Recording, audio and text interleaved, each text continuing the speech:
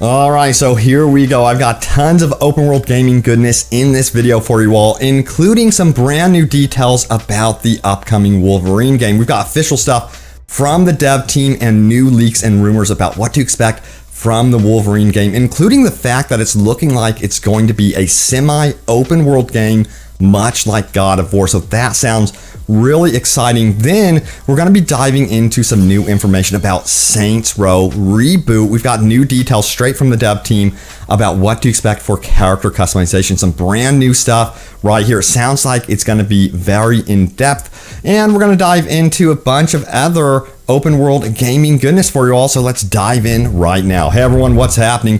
Open world games here. Hope you're doing good. And yes, let's first of all start with the brand new Wolverine game. And let me tell you what, who wouldn't want to see Danny DeVito as Wolverine? This is a legit petition that the interwebs have started up. Maybe they could do like a multi-universe thing and have Danny DeVito as some sort of Wolverine. I'm just saying. But anyway, let's dive into the news right here. Starting with the official stuff, we have Insomniac's Wolverine will be full size with a mature tone. More hints on what to expect from Insomniac's PS5 exclusive superhero game. And of course, in the background, you're seeing the old Wolverine game because there is no footage for the brand new game just yet. But I loved this one right here. I was addicted to this one. So can Insomniac actually make a game that's better than this? I personally think yes, because of the Spider-Man games that they have produced. But anyway, back to the official stuff. It says one of the big questions that fans had concerns with is the scope of this game. Now, would Marvel's Wolverine be similar in size to Spider-Man, or would it be more of a side project like Miles Morales? Creative director Brian Horton addressed at that point in a kind of short and to the point tweet that would make Logan proud. So let's go straight to the tweet. A lot of people were asking him out on Twitter, yo, is this going to be a mature game? Is it going to have the blood and violence and gore that we love and know for Wolverine? Also, how big is the game going to be? And here is his response. He says it's going to be a full-size, mature tone to the game. That is great news. I know a lot of people are worried that they're going to go like rated G with this game, or like it's going to be like a Disney game or something like that, because it's Insomniac. They've made Spider-Man. They've made Ratchet and Clank, very PG-13 type games, but they also have a history of making more mature games like Resistance. So you never know, this could be a full-blown rated M for mature game, but they could also play a little bit safe and do a PG-13 game. But I want to see a full-blown rated M for mature game, because this game right here that you're seeing in the background had that really good tone that we know and love for the character Wolverine. Now also we have some other leaks and rumors related to this game. Right here it says Daredevil and Wolverine PS5 leaks sound like Spider-Man meets God of War. And to me, that sounds freaking amazing. We're going to dive into the specifics right here. So it goes on to say this about the Marvel Wolverine game. It says the 4chan post also briefly mentioned that the possibility of a Wolverine game that they said is in early development. Of course, we now know that it is true. We're getting a Wolverine game. It says unlike the alleged Daredevil game, this title is said to be more linear and not open world. The leaker compared it to how players progress through God of War 2018. So in that way, it could be somewhat semi-open world, not completely open world. I do consider God of War to be linear, but also very open in that I consider that game more of like a Metro Exodus style semi-open world hub space design, I guess you would say, and I'm cool with that. They did it with Rise of Tomb Raider. They've done it with AAA games, and it just works, in my opinion. Now, what about the Daredevil game? It goes on to say the following. The 4chan user claims Marvel is cooking up a single-player, story-driven Daredevil title that will release on PS5, Xbox Series X, and PC in late 2021 or 2022. They claim to be in touch with someone who either works at Marvel Games or has a close connection to the brand who spilled the beans on the company's future plans. Now, the alleged Daredevil game is said to be open world and set in modern day Chicago with a noir-style detective game vibe. That's already in a bit of a red flag since Daredevil canonically lives in New York City, but that could have been done on purpose in order to distinguish itself from Spider-Man on the PS4, which was based in New York City. That actually makes a lot of sense to me, because they would want like a fresh, brand new playground for a new project like that, I would think. All right, so let's keep going. We're gonna dive, into Saints Row right now, the reboot. This one is definitely a divisive one within the Saints Row community right now. So let's see what you guys have to say about this. So we have the headline here: Saints Row Reboot. New characters and customization explained. We've built the biggest customization suite of any Saints Row game. So check this out. This comes from the official Saints Row website, which was recently updated, and they go on to say the following about character customization. Best ever customization. Saints Row wouldn't be Saints Row without customization. So of course, this game will have tons of customization. We've built the biggest customization suite of any Saints Row game. We have the most in-depth character creator ever seen in a Saints Row game. You can create exactly who you want to play as, whether that's a stone cold killer, or a fantastic looking freak show.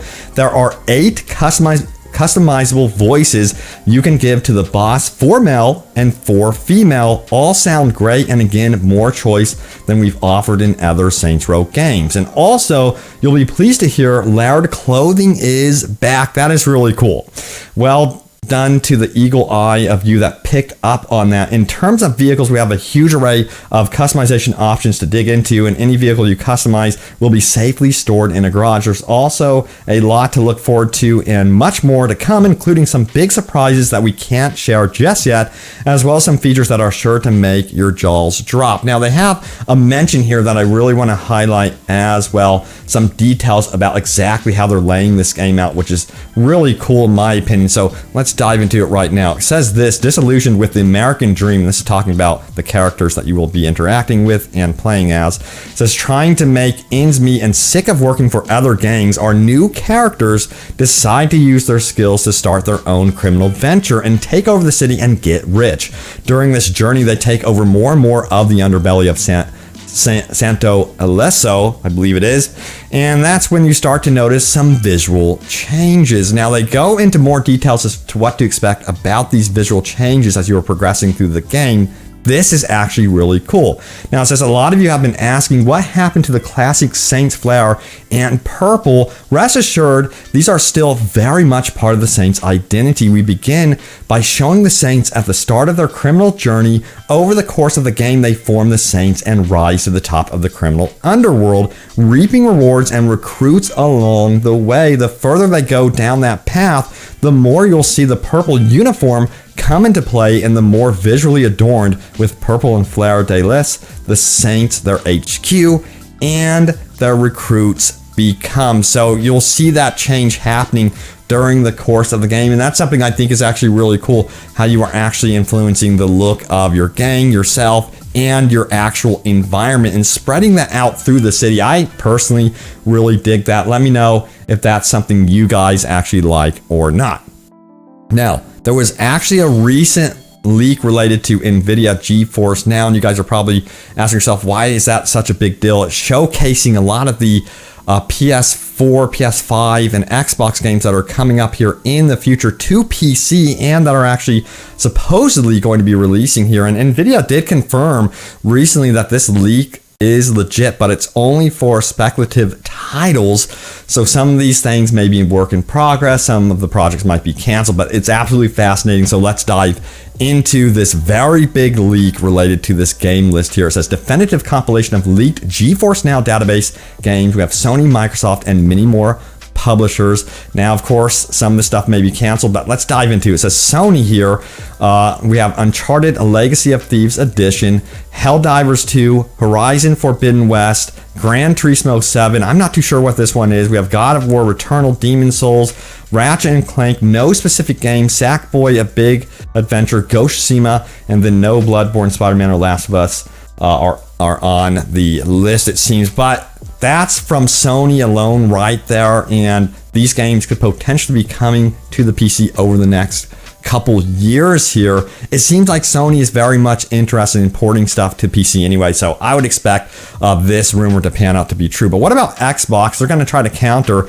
Of course, they're known to be on PC anyway. So we have Gears 6, Oxide, which is unannounced, Project Holland. I can't wait for this one. It's a Fable, according to rumors here. We have Project Typhoon, which is Contraband, Project Woodstock, that's going to be the new Forza.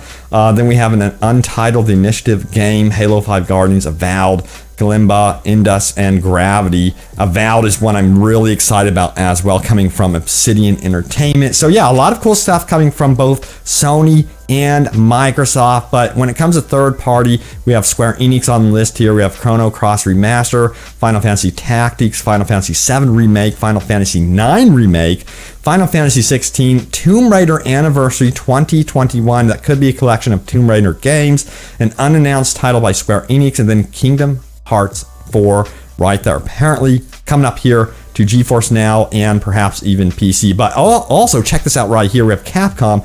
We have Resident Evil 4 Remake. I cannot wait for that. Street Fighter 6 and this big one right here, Dragon's Dogma 2. Man, oh man, I'm so hyped for that being released. The potential there, in my opinion, is absolutely huge. They almost nailed it with the first one. Monster Hunter 6. Then we have Take-Two with GTA 3, Vice City, and San Andreas remasters. That would be cool. I want GTA 4 on that list personally, but also we just want GTA 6. We have BioShock Trilogy Remaster. I believe that is what that is. And then BioShock 2022. Don't forget about EA. We've got Mirror's Edge, RTX Remaster, Untitled Respawn game, and Titanfall 3.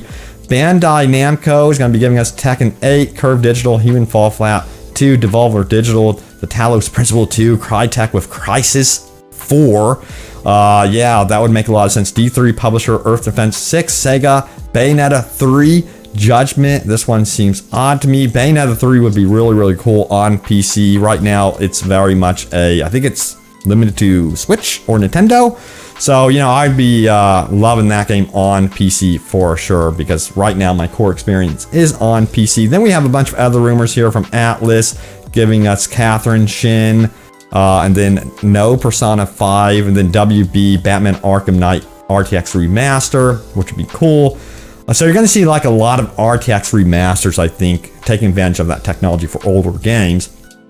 Half-Life 2 Remastered, Paradox, which is Project FPS. So yeah, again, you know, take this all as a rumor, but Nvidia themselves came out and confirmed that something did leak. They didn't have like specific comments on the list itself, but again, a lot of that stuff is rumors and work in progress. We'll see what pans out with that one. Now, if you guys did not hear about this one, Dying Light 2 has actually been delayed to early next year, which is a bummer to hear, but I want them to get this game right because they do such a great job. So it's been delayed till February 4th, 2022, officially according to the Dying Light Twitter account, as you can see right here. Probably too small to read for you guys, but anyway, that is official news right there. Also, get this, some of you may know of a game called Driver. It's a very old game. I think it was somewhat open world if I recall correctly, but Ubisoft is actually working on something related to Driver. They're working on a live action Driver TV series. The series will stream exclusively on Binge, a new platform for games inspired entertainment. So I'm super curious to see what they do with this one. Will it be super cheesy? Who knows?